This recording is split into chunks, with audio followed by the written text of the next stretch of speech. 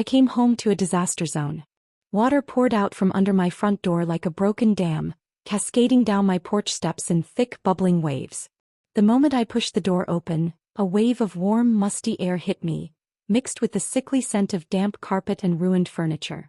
My feet sloshed through the ankle-deep flood in my living room, my once pristine couch floating like a sad, bloated raft in the middle of it all. The TV, a brand new one I had barely used, flickered on and off, its wires submerged. My bookshelf had collapsed, expensive legal books soaking like forgotten laundry. Every single thing I owned was drenched, destroyed. And standing across the street, arms smugly folded, was the woman responsible.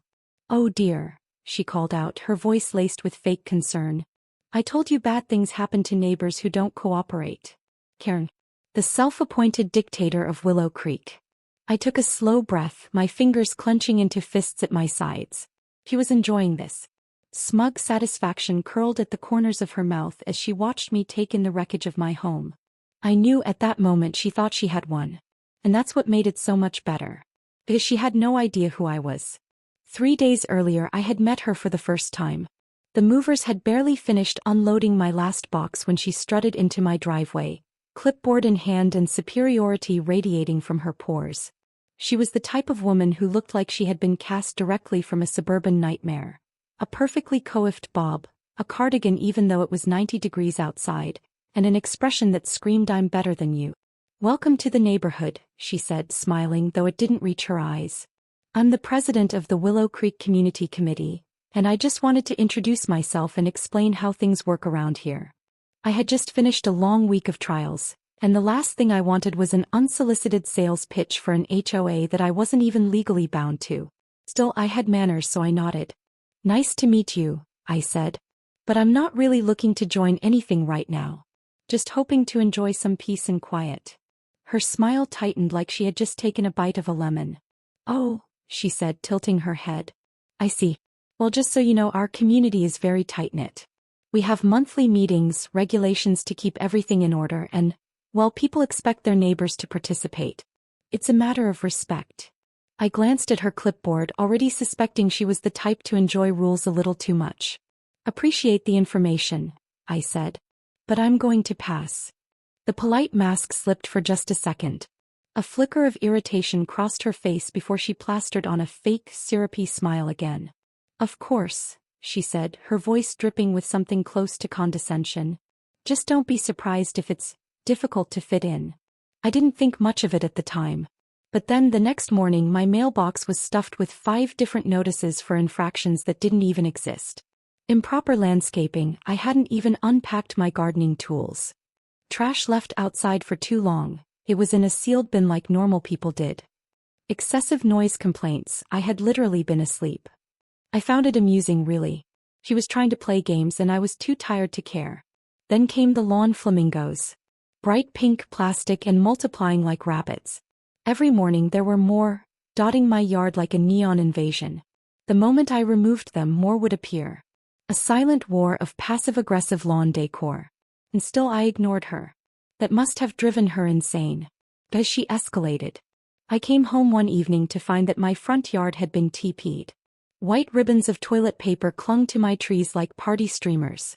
Someone had even gone through the trouble of spelling out, "Respect your HOA," on my garage door in shaving cream. The problem? There was no official HOA. It was just Karen. She was playing neighborhood dictator and she couldn't stand that I wasn't bending to her ridiculous rules. I cleaned up the mess, laughing at how childish it all was. Then I woke up to my driveway blocked by 2 cars. Hers and one of her minions. She was waiting for me, arms crossed, tapping her foot against the pavement like she was about to scold a child. "Good morning," I said, feigning politeness. "Do you enjoy being difficult?" she snapped. "Because this is not how we do things in Willow Creek." I sighed, rubbing my temple. "I don't owe you anything," I said. "You're not in charge of me, Karen." Her face twitched at the mention of her own name. "Oh, you think this is funny?" she hissed. "You think you can just waltz into my neighborhood and ignore the rules?" "Your neighborhood?" I let out a short laugh. "This is my house, Karen. I don't answer to you." That was it. That was the final push she needed. She turned a dangerous shade of red, fists clenched so tight her knuckles looked ready to pop. Fine, she said, stepping back. Then I guess you'll just have to learn the hard way. I had no idea what she meant at the time.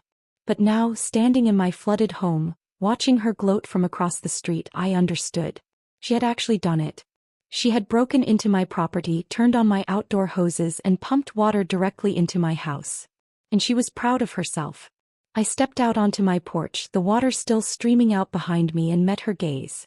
I hope you enjoyed this, I said, my voice unnervingly calm. I really do. Karen's smirk widened. Oh, I did. And next time, maybe you'll think twice before disrespecting the committee. I smiled back.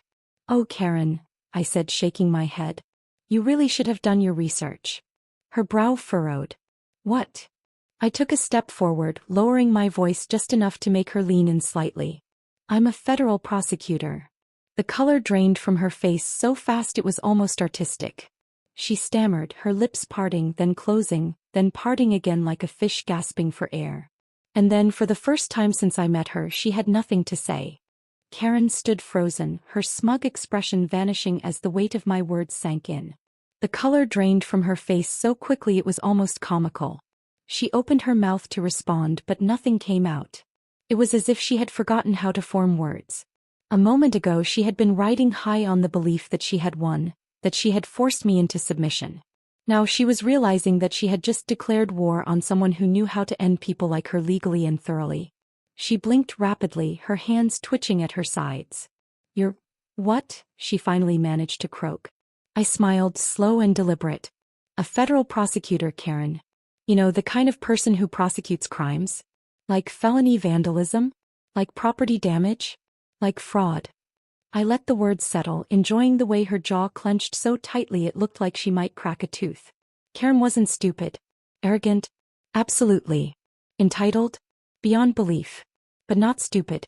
She knew what she had done, and she was starting to realize just how deep the hole was that she had dug for herself. But true to her nature, she didn't crumble immediately. Her back stiffened and she let out a forced laugh. Oh, come on now, you're being dramatic, she said, waving a dismissive hand. It was just a little prank. You can't seriously be thinking about legal action over a bit of water. I took a step forward, my wet shoes squelching against the pavement. Karen flinched. A prank. I repeated. You flooded my entire house, Karen. Thousands of dollars in damage. You broke into my property to do it. And you think I'm going to just laugh it off? Her eyes darted toward her house as if considering escape. Well, it's just, no one's going to believe you. You don't have proof. I tilted my head, amused. Karen, do you think someone in my position wouldn't have cameras? That did it. Her breath hitched and she took a half step back.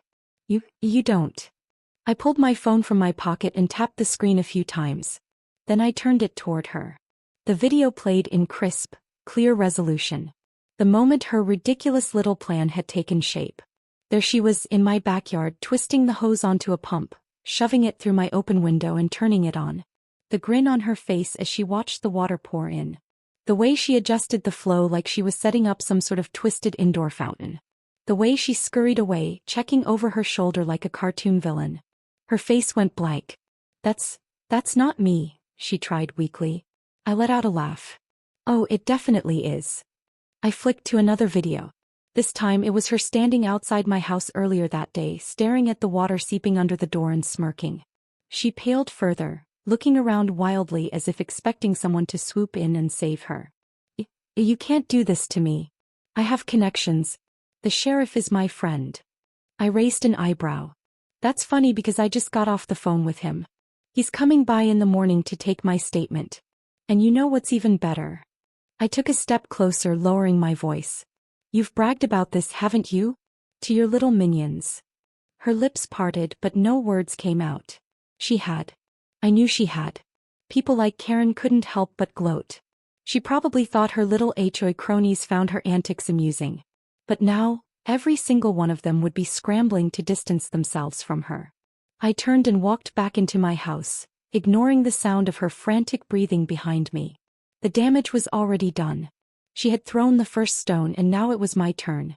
The next morning, I sat comfortably on my now half-dried couch as two police officers examined the footage.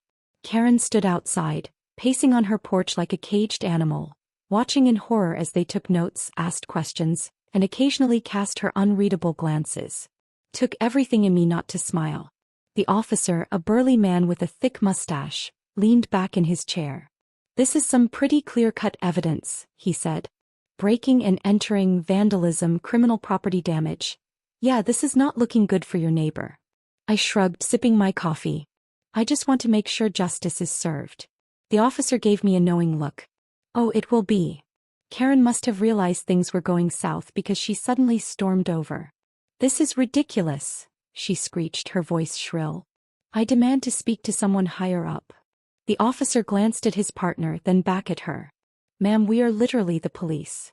Karen's face turned a fascinating shade of purple. "No. Oh no.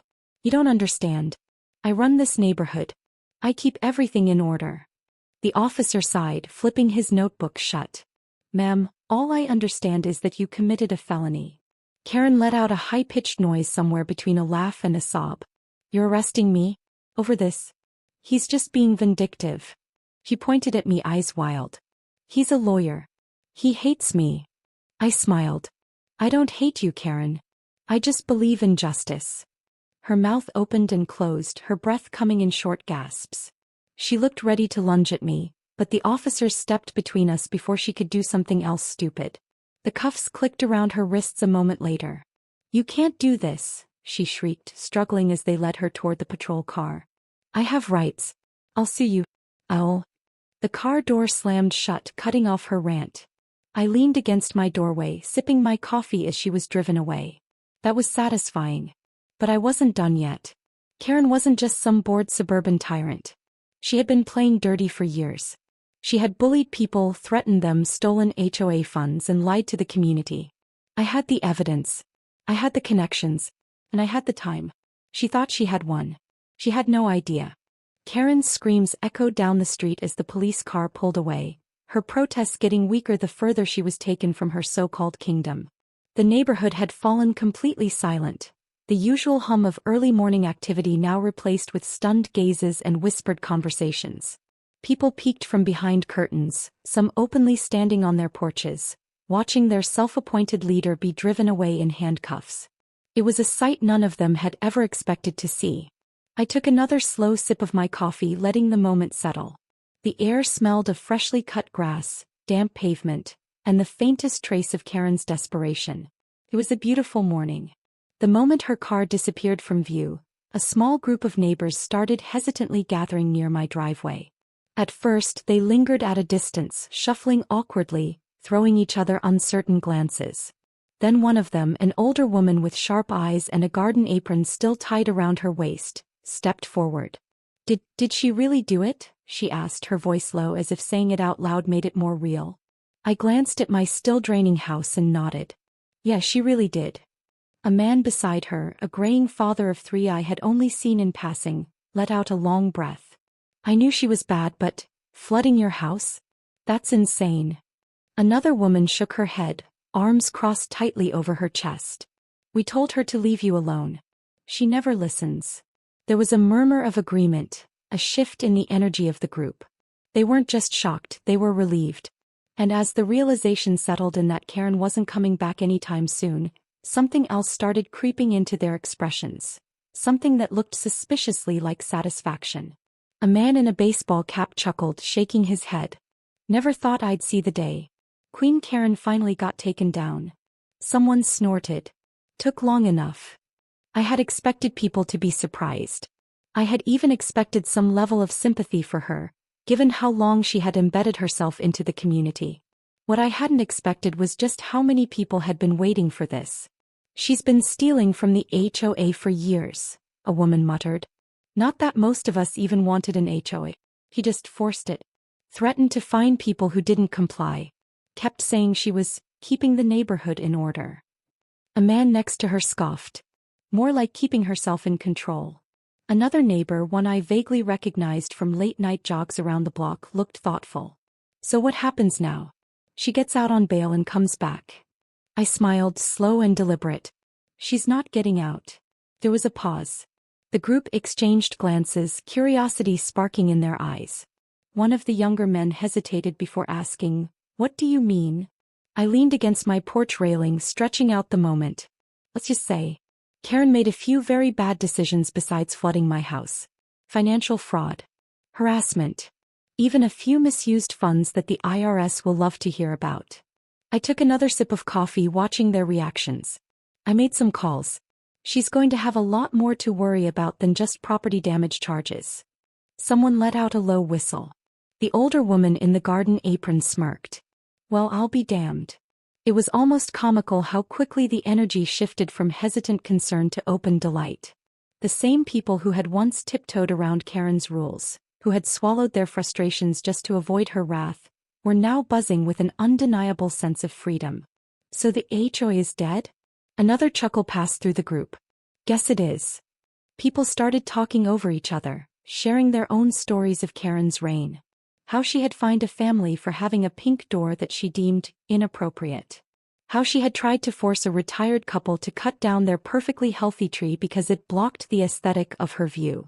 How she had once berated a teenager for parking his car on the street, even though it was in front of his own house.